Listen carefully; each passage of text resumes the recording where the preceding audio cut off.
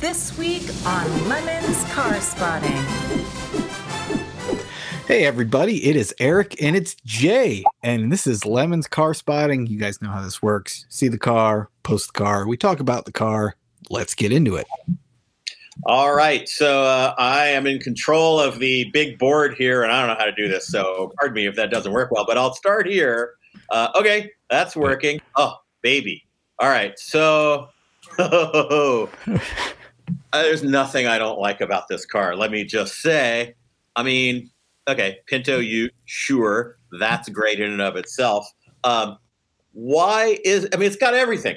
Why is it, first of all, that every Hesher-ass Pinto Ute owner in the world thinks blue or purple deep metal flake is the only color in the world? Like, have you ever seen a deep purple metal flake car that does not have ridiculous Kragen auto parts mags on it?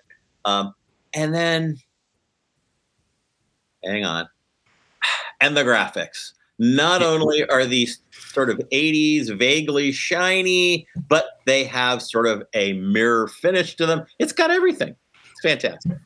Yeah, love that they were in the middle of polishing it. I don't know, in 1989, and there it stopped. So yeah, and it's got the little extra brake ducting, i.e., missing turn signal light. This is fantastic. Absolutely fantastic. That's a fine machine. That is a fine machine. Yeah, I mean, I don't know what else you can say about it. And it's useful because it's a Ute. So, okay. I mean, great car spotting. Okay, moving on. What's next? Oh, dude. Yeah. I told you I didn't know how to do this. Hold on. There we go. Okay. There it is. There it is. Yeah. Oh, man. Speaking of cars, this is a regular theme on here, Jay, is cars that Eric never saw in his entire life living in the Midwest, and a mid-80s Nissan Sentra pretty high on that list. This is like a B12, maybe even a B11 if that was a thing. Weird little front-wheel drive thing. I don't know. Perfectly economical economy car there, right? I don't know. What else do you say about these? You were probably more familiar with these than I was. I was familiar with them for a lot of reasons, not least of which my mom owned this car, this exact car. Hers was a red automatic, 5-door, little, God, what a shitty little car that was. It was just, it did nothing well. It was tinny and yet not light. It was just, so ultimately she got into a T-bone. By the way, everybody, I don't know how to make the car big and me small, so live with it. I just don't know what I'm doing here. It got into a T-bone. She, I think, ran a red light, let's be clear, and hit, I don't know, a Buick or something like that. And it completely folded the Sentra, like up to the front axle. I drove out to this gas station where she coasted into with her hoopty car.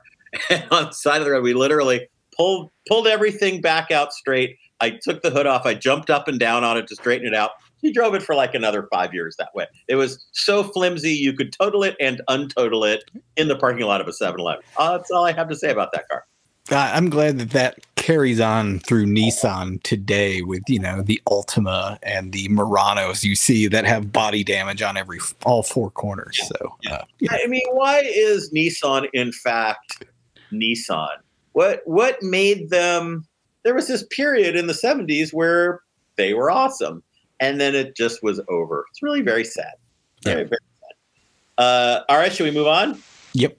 Okay. Oh. All right. Well, this is near and dear to my heart. I got to tell you, what in the world? Does anybody know what these wheels are, by the way? Because I need these wheels. It's got to be some weird AMG thing, maybe? Maybe. I mean, it looks like that, but, oh, and it's a manual. Wow. I just, see, this is where I'm revealing my tremendous ignorance, because I don't know, this is a W something something, and all the super Kraut fans know all about, they could tell you everything about this car. I don't know a goddamn thing about this car. It's awesome. It's huge. Love the fake AMG package. For all we know, it could be a real AMG package. I don't know. spoiler, the ground effects, the wheels. Typically well taken care of for a car like this, so I'm sure it's reliable. It doesn't cost anybody anything. Would totally drive that car. Yeah, 124, I think. W124. Sure, why not? Let's go with that. Let's go with that. I don't know. We're going to be wrong, but let's go with that. So I owned a 300 TD, which I guess was the 123, I believe, body. Anyway, man, what a terrible car that was. I loved it, but it was so heavy, so slow. Everything about it would break every day. It had a vacuum-controlled HVAC system in the little central tower. They made that car for 20 years. Every single year had its own different vacuum controller on the inside. And when yours broke, which mine did frequently, thousands of dollars. Just worse. All right. Sounds right. Yeah. Moving on. Let's see. Oh, I mean, pick a better trio of clearly non-operational vehicles that have nothing in common right there. Man. Yeah, that's really good. Really good. Let's go left to right. You have the 80s G body with the squared off egg cratey grill on the far left. That's kind of boiled down America right there. In the middle, you've got the Spitfire, I think. Is that a Spitfire? That is a Spitfire. That is a 73, I will bet. It's still got chrome bumpers, but you know, the height of British technology was, let's put some big rubber things on the front. Let's go make it safer, and then we'll be able to show it in America. So yeah, that's 73, 74, something like that. Yeah, maybe. And then, you know, on the far right is the 928. That looks like a later one. Well, yeah, kind of early 80s. I think that's an S. It's got S wheels. It's got the little rub strip and the rubber spoiler on the back. Yeah. Pretty spectacular. I just learned from the John Ficarra channel, Ficarra Classics, which, by the way, is a great channel. He's doing his whole thing on 928s. I learned so much about 928s, including, do you know why the spoilers on these cars were rubber? Because at the time, it's the same reason that the 930 turbos had that rubber thing around the back. At the time, German law said, if you have anything sticking out of the car, it's got to be soft and cushy so you don't kill dogs and pedestrians, which John was saying is sort of like, isn't that ridiculous? And I'm thinking, kind of a good idea. Actually. Yeah. Why did they stop doing that? Okay, I'll let you go back to it. Yeah, well, I mean, a 9-foot tall F-150 would look ridiculous with rubber around it, of course. That is actually true. There are several cars that we see pretty frequently on Lemon's Car Spotting, both that we feature on the YouTube channel and ones we don't feature. And among them, frequent flyer is the Porsche 928. Yeah. And, you know, it's every week, about 5 times a week, we get an email of, boy, I cannot find the $500 car. It does not exist. And I mean, if you go anywhere in the country, there is going to be a 928 within 100 miles of you in this exact condition that has not moved since the Reagan administration. If you bring them 5 Benjamins, pretty sure you can take that car home. No, my 1984 Porsche 928S. $500 car. That was my first $500 car. My first double 500 car. Yeah, they're all there, and they're still there. That's the amazing thing. That was 25 years ago, 30 years ago. They're still $500 cars. Yeah. John's whole thing is he's got like 5 of them, and they were all more or less $500 cars. I'm trying to make one good one. Good luck with that. Right. Yeah. All right. Yeah. Let's move on. What's next? I can't even tell what this is. What the hell? You know, we're doing this in the wrong order because clearly, Eric, this is a you problem, not a me problem. What is that? Was that still the J body in this period? Yeah, it was the J body until the bitter end. Oh, baby. So this has kind of got it all going on too. First of all, it's parked in front of the hotel where the car died. You know, that guy lives there now, by the way. That's just, he works and lives at the Comfort Inn because his car wouldn't get him any further. It's coming apart. The paint is flaking off because they always do. Is that like a tow strap through the front bumper? You know, I think what we're looking at, Jay, is a towed behind an RV Cavalier that got left behind. But I mean, you could be right. But I don't think you don't tow your dinghy behind your RV with a rope. I mean, that's not going to work. So, well, I will tell you, bad decisions racing are in downstate Illinois and Indiana, and that might be a thing that you do in downstate Illinois and Indiana. Fair, good point. Yeah, fair.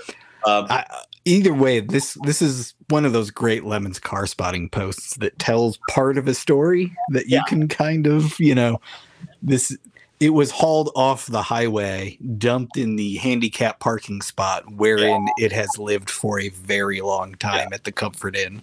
Yeah, yeah. Also, why is it? I mean, where on the path to lemony crapitude does the window tinting come in? Because somewhere in a car's lifespan, there's this point at which the person realizes, this car is really terrible. Like, the engine doesn't work, the suspension is shot. I can't deal with this terrible car. But the only thing I know how to do is badly lay in air bubbled home window tinting. So I'll do that instead to make it better. It's probably not a good sign. There should probably be a warning label on home window tinting. It's like, if you're at the point where you think this is what the car needs to be made better, just get rid of the car. Yeah. Yeah. Call us at 1-800-JUNK-CAR and we'll come pick this piece of shit up. Exactly. Exactly. Yeah. All right. What do we have? We have one more? Got one more. Yeah. Okay. All right. What are we doing here? Oh, well, lucky you, Eric. Here you go. Oh, yeah. Yes. B-body wagon that appears to be a Cadillac. Is that right? Yeah, yeah. I think it's a conversion. It's clearly a conversion. I don't know if it's a funeral car. Clearly a conversion because look at how the roof line kind of kicks up at the back. It's not flat. That was originally a sedan roof. Yeah. Oh man. So you know you have the wagon conversion that is maybe a hearse. It's kind of hard to tell if it's got the window trim or not with the reflections, but it's got the big white walls. It's got the wire wheel covers, which I mean, I feel a little sorry for kids of today that they can't watch, you know, the hubcaps go flying off a car every once in a while, because that was always a sight watching them catch 40 feet of air and then land in a cornfield when I was driving out in the middle of nowhere. But if you read the caption, this one allegedly a 5.7 diesel just for extra, you know, magnificence. This would be the greatest Lemons car of all time, I think. Yeah. And I think, I mean, the 5.7 diesel explains why it's parked and covered in snow. Yeah. Right. Right. Yeah. Yeah. Excellent. Well, that's our 6. Jay, would you like to pick the hooptiest example for the week? Boy, that's a tough one. No, it isn't. No, it isn't. Clearly that's the Spitfire. Yeah. Hands down. Yeah. No question. All right. Good deal. And the one we would most want to see in Lemons, boy, that's a tough one. I think it's got to be the Pinto Chero. Just no notes, bring it. You can haul all the spare parts in the back and stack them up on an open trailer. It'll look like the Beverly Hillbillies are going racing, and that's kind of the perfect affectation for Lemons. So there you have it. We will see you guys next week with some more Lemons car spotting. Don't forget to spot your crappy cars. Bye-bye.